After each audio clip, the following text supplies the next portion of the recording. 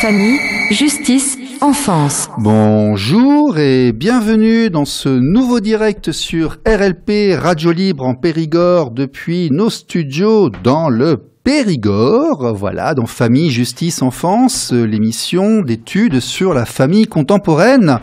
Et aujourd'hui, après avoir parlé la semaine dernière de PPL, de textes de loi, notamment sur la résidence alternée, nous parlerons aujourd'hui, nous revenons dans l'écosystème de la famille pour évoquer les placements et nous évoquerons ceci avec Eureka, il vient de se connecter.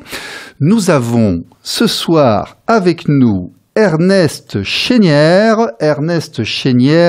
ex-député de l'Oise, qui à l'époque était membre du RPR, qui a été connu notamment en tant que principal du collège Gabriel dans la première affaire du voile islamique, travaillé avec Simone Veil, il a travaillé aussi avec Phyllis Douste-Blazy. Il est aujourd'hui dans Michael Justice. Michael Justice, nous avons également Fabienne la présidente, et nous avons aussi Maître Bézy, avocate, maman non recomposée, j'aime à dire, d'un magnifique petit.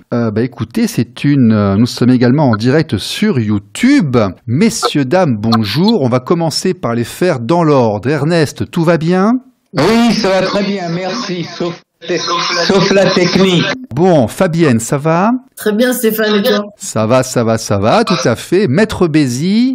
Ben, merci Stéphane. Fabienne, tu es sur Michael Justice. Michael Justice est extrêmement impliqué, on fait du conseil, certaines choses là par rapport au domaine des placements. Ce soir, le titre de l'émission, c'est Regard sur les placements. Tu voulais qu'on évoque cette émission avec Maître Bézy et l'association. Déjà, tu as un mot d'introduction?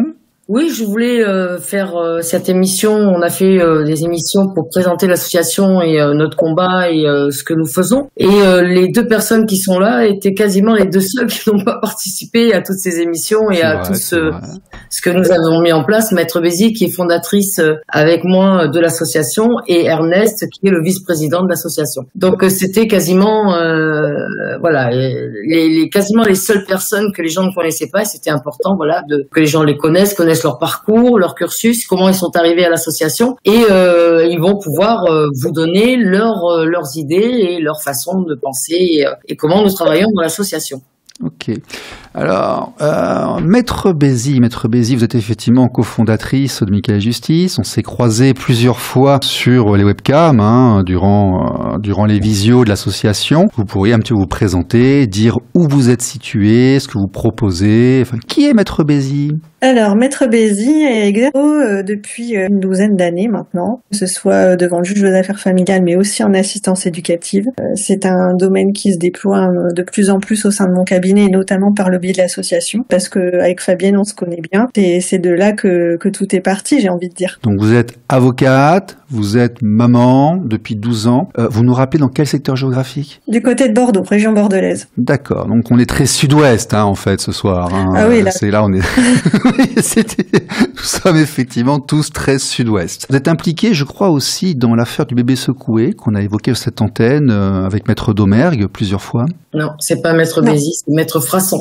Ah, pardon, elle est pas dans le bébé secoué, c'est pas grave. Mais elle est impliquée dans d'autres affaires suivies par Michael Justice. Oui, donc les difficultés qu'on rencontre, c'est dans la mesure où on a vocation à intervenir sur tout le territoire.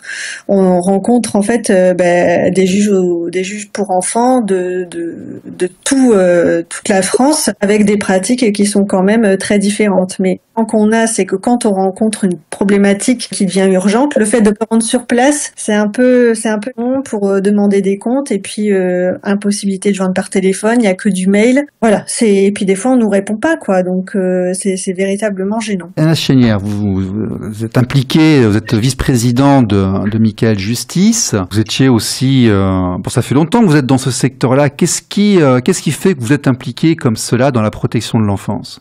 C'est tout mon parcours de vie, puisque j'ai été successivement instituteur, professeur, principal de collège, proviseur de lycée, et même au-delà, je me suis occupé d'adolescents, d'étudiants. Bon, j'ai fait ça toute ma vie, hein. Bon, voilà. Alors, c'est très intéressant parce que vous faites partie des rares professionnels de l'éducation nationale qu'on peut avoir. L'éducation nationale, en fait, elle se place comment lorsque il y a des soucis familiaux, que ce soit des divorces, des séparations, des engueulades, hein, ou alors carrément des interventions de l'État par rapport aux enfants. Comment réagit l'éducation nationale?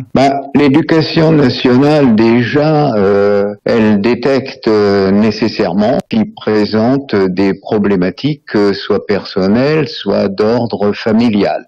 Ça, c'est une première chose. La deuxième chose, c'est que l'éducation nationale, à travers les enseignements dispensés et la pédagogie appliquée par les enseignants, accompagne les enfants. L'éducation nationale travaille en bonne communication, en bonne collaboration avec les acteurs sociaux, hein, c'est-à-dire avec les organisations qui s'occupent de la jeunesse socialement, etc., mais très officiellement, hein, voilà. Donc nous accompagnons les enfants et les jeunes, puisqu'il y a un moment où nous avons affaire à des jeunes, on peut plus taxer et les appeler enfants. Nous faisons tout pour essayer d'une part de les aider à supporter leur situation, à se supporter eux-mêmes, à se découvrir, à se comprendre, à avancer dans la vie harmonieusement en élucidant les difficultés qu'ils peuvent connaître. Et nous travaillons en bonne intelligence avec les intervenants extérieurs à l'éducation nationale et qui sont de l'ordre de la psychologie sociale, les associations d'aide, etc. Hein, voilà. Maître Bézi, un regard juridique par rapport à ce qui vient d'être dit. La question initiale à Ernest Chénière était, est-ce qu'en 20 ou 30 ans, pourquoi est-ce que la situation est devenue différente? Vous, qu'est-ce que vous en pensez en tant qu'avocate et professionnelle? Moi, comme je vous le disais tout à l'heure, j'estime que la chaîne assistance éducative fonctionne déjà très mal. D'accord. Et les personnels éducatifs et les personnels qui sont à l'origine des signalements ne sont pas correctement formés pour moi. On a un problème de budget en la matière, que ce soit au niveau assistance éducative, que ce soit au niveau des magistrats et même des experts, je dirais. Au-delà de ça, ce qui me dérange moi aujourd'hui, c'est une espèce de presque de chantage qu'on fait aux parents ou de menaces quand on est devant le JAF. On est déjà dans le cadre d'une séparation qui peut avoir des impacts sur les enfants et on peut entendre de la part des magistrats « Attention, si ça continue, on va vous placer vos enfants ». Les séparations familiales aujourd'hui alimentent beaucoup les placements, c'est exact. Oui, la conjugopathie, c'est clairement une des principales causes de placement. Alors je dis pas qu'il y a des cas où c'est pas justifié, mais ce règne un petit peu de la terreur et puis de la fumée sans feu, hein, potentiellement, ça peut aboutir à des placements et à des situations injustifiées. Disons qu'à une époque, les enfants placés, la DAS, il y avait vraiment des raisons, il fallait faire quelque chose. Aujourd'hui, dans la masse, l'équivalent de la ville de Toulouse, hein, comme le rappelle votre confrère, d'enfants donnés à l'aide sociale à l'enfance pour 9 milliards d'euros par an, on est obligé de constater que parmi ces enfants, une grande partie d'entre eux eux étaient peut-être mieux avant qu'aux endroits où on les a envoyés. Malheureusement, l'observation montre ça. Oui, je pense que effectivement, c'était peut-être mieux avant parce qu'on avait des personnels qui étaient aussi un peu mieux formés. Et puis qu'on en plaçait moins, qu'il y avait une quantité. Oui, et puis surtout, on en plaçait beaucoup moins. Donc, on se faisait. Oui. Je pense pas que les foyers de l'ADA, c'était un endroit. Je pense pas que l'aide publique, franchement, était enviable pour les enfants. Mais il y en avait beaucoup moins. Oui, mais on va revenir à cet état parce que là, la politique qui s'engage, parce qu'il faut rappeler quand même que ce sont les finances des départements qui sont principalement, qui supportent principalement ces frais-là. Elles sont limitées parce que les subventions des collectivités territoriales baissent et donc aujourd'hui la politique c'est réduire les placements. Alors on le constate pas encore, moi, personnellement je le constate pas encore, mais on va voir si effectivement le mouvement s'amorce. Moi, je reviens sur quelque chose, je pense que je redis là. Nous, on ne se bat pas contre l'aide sociale à l'enfance. Elle a des raisons d'être, l'aide sociale à l'enfance. On se bat contre ces juges qui décident de placer à tout prix. Parce qu'il y a peut-être des dossiers et des situations où on pourrait accompagner, mettre des éducateurs, faire des choses plutôt que de placer. Et ça, on le voit pas. Voilà. Donc, effectivement, Maître Bézi disait que le rapport Santiago disait certaines choses, effectivement. Ouais. Maintenant, on attend de voir et on n'est pas sûr que ça se mette en place. C'est ça la difficulté. Oui. Alors, je vais venir sur Ernest parce que... Si je peux me permettre, j'adhère tout à fait à ce que vient de dire Fabienne. Mais oui, je sais bien. Je sais que vous aimez les enfants. Je sais que vous voulez protéger les enfants. Et je sais aussi que vous êtes révolté par la manière dont on s'y prend aujourd'hui. Oui.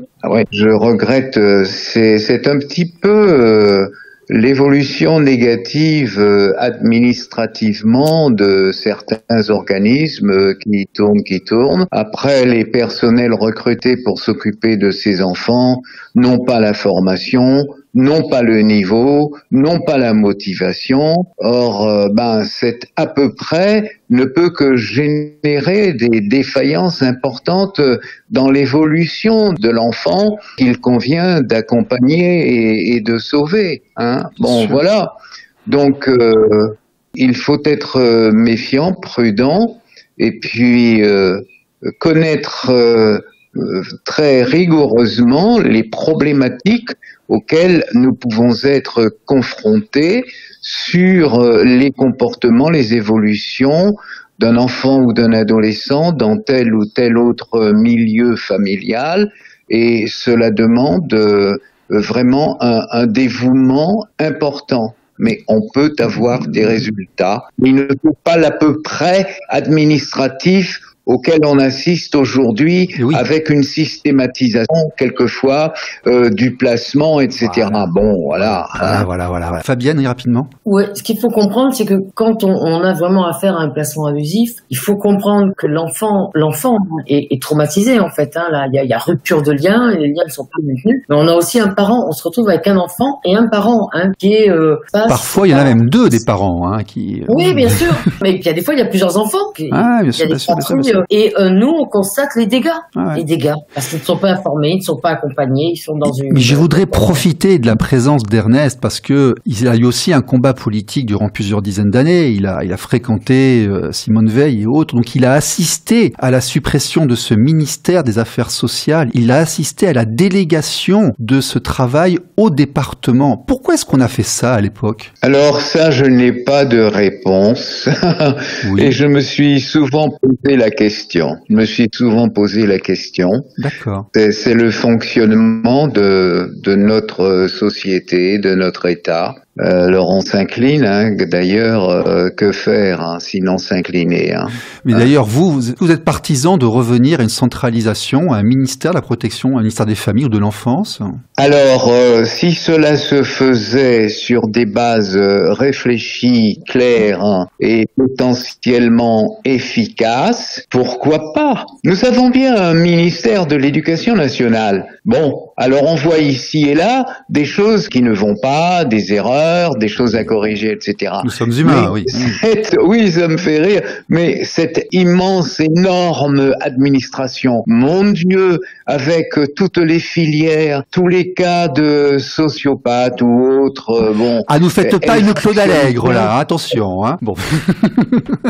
Voilà. Non, mais moi je dirais bien, elle est belle, notre éducation nationale, mais il faut des gens compétents, des gens motivés, avec des objectifs réfléchis qui permettent d'atteindre les résultats attendus. Bon, c'est plutôt décadent, mais je serai discret sur la chose. Oui, on est en phase d'effondrement, ça c'est clair et net. Ouais. Maître Bézi, cette idée de recentralisation, de redonner à l'État et non plus au département la protection de l'enfance, qu'en dit le professionnel? Je suis partagée. D'accord. Je suis partagée parce Pourquoi que pour moi le problème est aussi financier. Enfin, c'est un problème de formation des personnels et je pense que les finances de l'État sont guère dans une bonne phase. C'est l'État qui alimente le département pourtant. Oui, voilà, mais je veux dire, oui. On coupe tout partout. Enfin, je veux dire au niveau de tous les services publics. Donc recentraliser cette question-là, pour moi, faut restructurer complètement déjà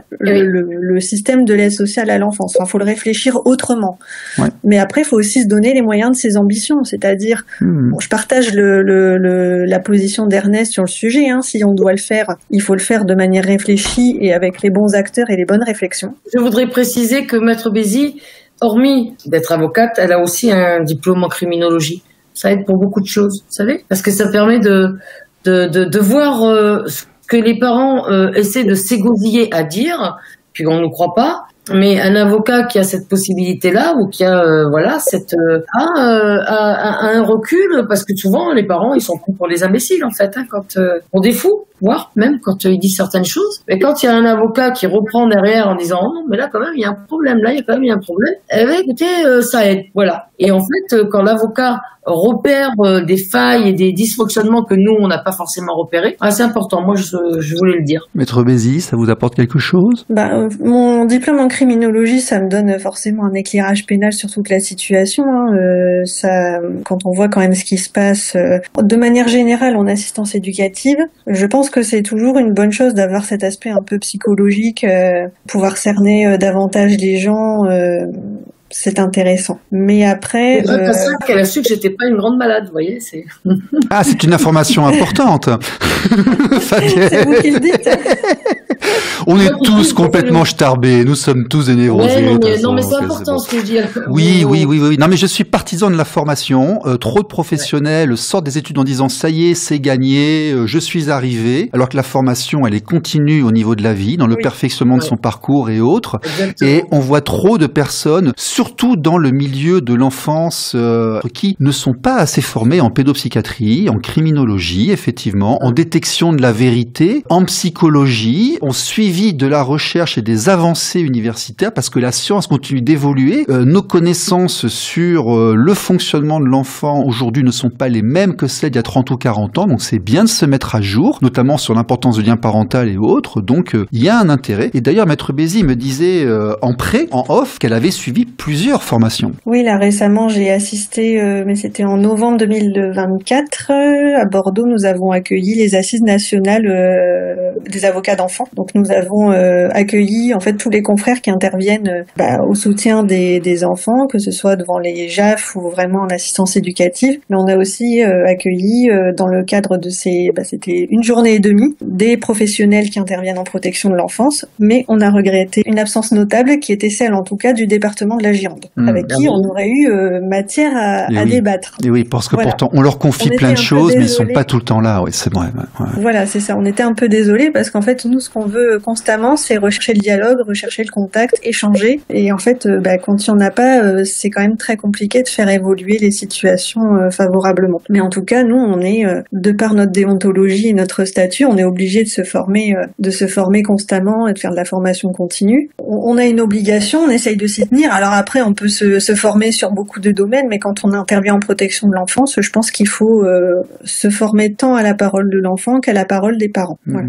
Ernest ? Je Je suis tout à fait de l'avis de Maître Bézi. Je pense que nous avons une tâche merveilleuse qui est celle d'une taille diamantaire à opérer sur les enfants qui nous sont confiés, les enfants et les adolescents. Mais évidemment, le produit, en quelque sorte, le produit brut que nous accueillons dans nos écoles, dans nos instituts, etc., il est fabriqué, il sort de l'usine familiale et sociale, et les enfants ne nous arrivent pas bruts de décoffrage, mais avec déjà des tas d'éléments qu'ils ont intériorisés et qui, en quelque sorte, sont des obstacles à la taille diamantaire que nous devons opérer sur eux pour les préparer à une basse société. Et ce travail-là est de plus en plus difficile parce que les conditions de travail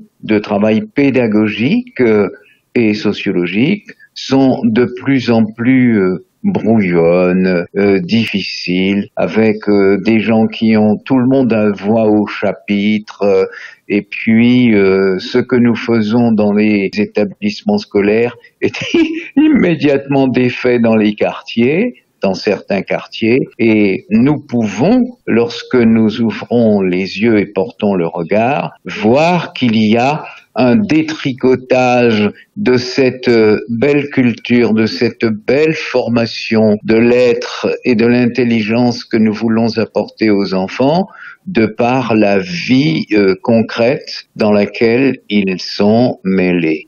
Voilà. Bon, je vais en profiter d'avoir quelqu'un de votre position en face de moi, là, parce que j'ai plein de questions à poser par rapport au rôle de l'école. Et je crois qu'en 5 ans de radio, j'ai pas réussi à en avoir un seul de l'Éducation nationale qui a osé venir s'asseoir en face de moi, là, ou par webcam ou autre.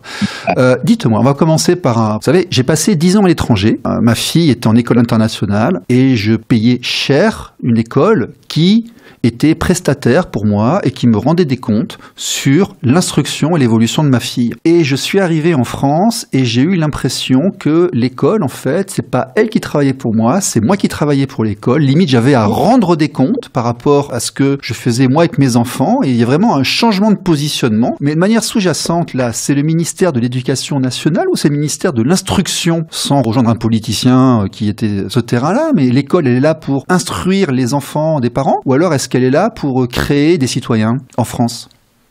L'école est là pour créer des citoyens. Mais qu'est-ce qu'un citoyen? Qu'est-ce qu'un citoyen? Ils ont en face de soi. Ils sont là avec leur intelligence. C'est une chose.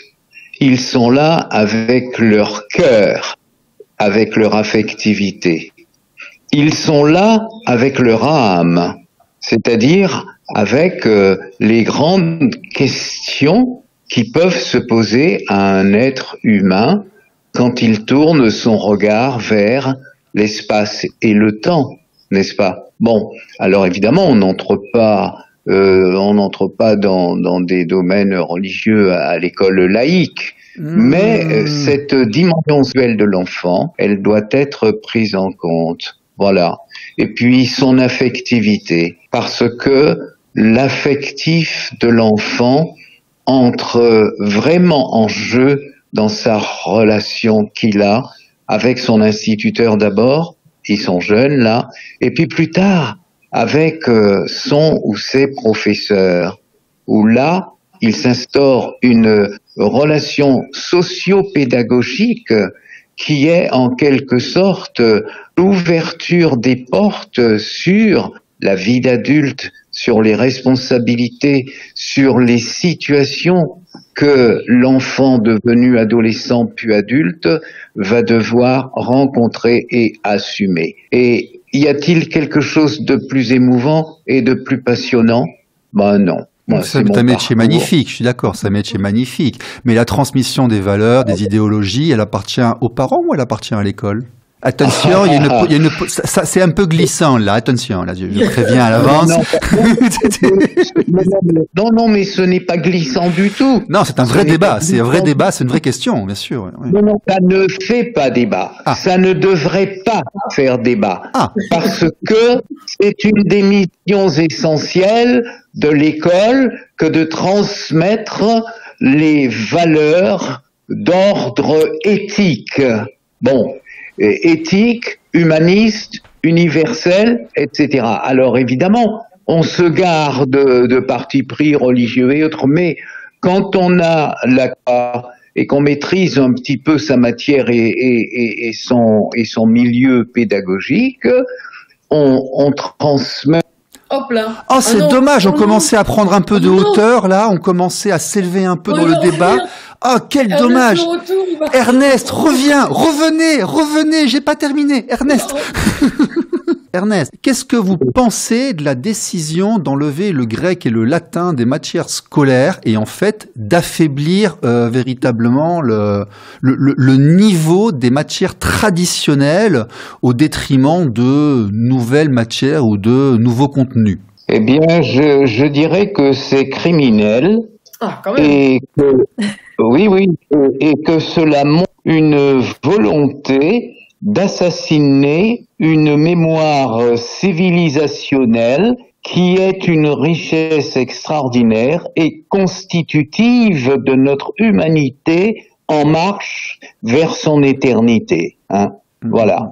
Donc, pour ce qui me concerne, je suis si heureux d'avoir fait des études classiques, littéraires classiques, latin, grec, et cela m'a sculpté toute mon humanité avec toutes les connaissances, les valeurs, les repères qui accompagnent naturellement ce type de formation. Mais n'est-ce pas là ce que le parent demande à l'école quelque part? Mais les parents n'ont pas nécessairement à être écoutés. Bon, voilà. Parce que non, mais les parents demandent ce que vous venez de dire à l'instant, demandent ça à l'école, demandent l'instruction, demandent le niveau, demandent voilà. Non, mais qu'est-ce que l'instruction? Qu'est-ce que le niveau?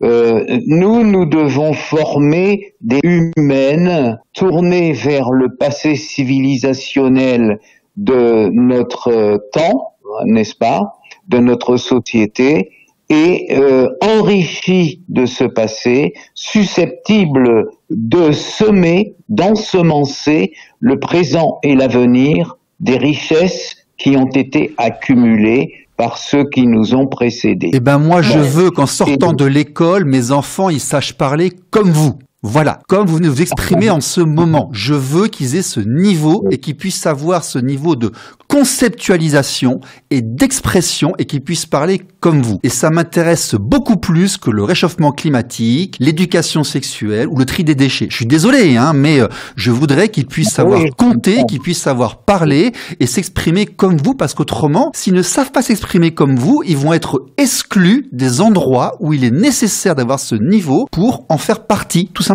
Je suis d'accord avec toi. Je suis d'accord avec toi, Stéphane, mais moi, je vais te faire remarquer qu'aujourd'hui, dans ces endroits dont tu parles, c'est pas comme ça que ça parle. Donc, si l'enfant veut s'intégrer, il est obligé de parler comme ces endroits-là. Moi, c'est ce que j'aime chez Ernest, vous le savez, je m'en cache pas. Ses échanges, son élocution, sa manière qui est posée. Oui, il y a un niveau, mais moi, je veux que mes enfants aient ce niveau, qu'on garde ce niveau. Mais moi, j'en connais pas beaucoup. Je te dis clairement, en fait, je n'en connais pas beaucoup qui peuvent pouvoir s'exprimer comme ça, et ça manque effectivement. Alors, est-ce que arriver à ce niveau-là, peut-être pas, mais effectivement qu'on leur donne les armes pour pouvoir arriver au moins à pouvoir échanger, pouvoir faire un CV sans faute, pouvoir aller à un rendez-vous et pouvoir aller chercher du travail, enfin le basique quoi. Et ces fondamentaux-là, ils ne les ont pas. Je suis désolée. Tout ça, c'était la porte ouverte à la stigmatisation au final. Par le bas. Oui, complètement. Oui, bien sûr. Ça emprisonne, ce sont les limitations en fait, les limitations d'instruction nous emprisonnent dans le milieu social. On va pas faire une lecture marxiste, mais quelque part, si, quand même, oui. Messieurs, dames, est-ce que vous avez une conclusion à rajouter sur ce petit débat de ce soir? Et je suis ravie, voilà, d'avoir fait cette émission avec ces personnes qui manquaient, parce que ce sont, je vous dis, hein, là vous avez mon bras droit et mon bras gauche. C'est très clair, hein. Voilà. Et moi je suis au milieu, voilà. Voilà. Et je ne serai rien. La place du cœur. Exactement. Joli. Ernest, une petite conclusion? Oh bien, moi je suis très heureux d'avoir été dans ma vie un champ intellectuel et culturel incessamment labouré et ensemencé. Cela m'a permis d'apprendre différentes langues. Je suis si heureux de parler arabe avec un Marocain. Bismillah, etc. Ayant voyagé dans le monde, j'ai rencontré des gens qui étaient vraiment d'une culture différente, d'un héritage historique différent, mais avec qui il y avait cet échange d'un cœur humain à un cœur humain. Et ça, c'est vraiment un grand bonheur. Voilà. Faisons de nos enfants des êtres porteurs de l'universalité de l'homme, de l'être humain. Continuons de travailler pour protéger les enfants. On parle de leur avenir et oui, ça passe par la question de l'éducation qui est cardinale également. Nous sommes là maintenant, l'association Michael Justice, et nous avons l'intention d'être là pendant longtemps et de faire beaucoup de choses. Attention, nous sommes là et nous sommes là pour rester. Attention. Exactement, nous sommes là pour rester. Très bien. Bravo, bravo. Voilà. À tout le monde, au revoir. À très bientôt. Merci à vous. Au revoir. Merci à toi, Stéphane. RLP. Radio Libre en Périgord. Famille, justice, enfance.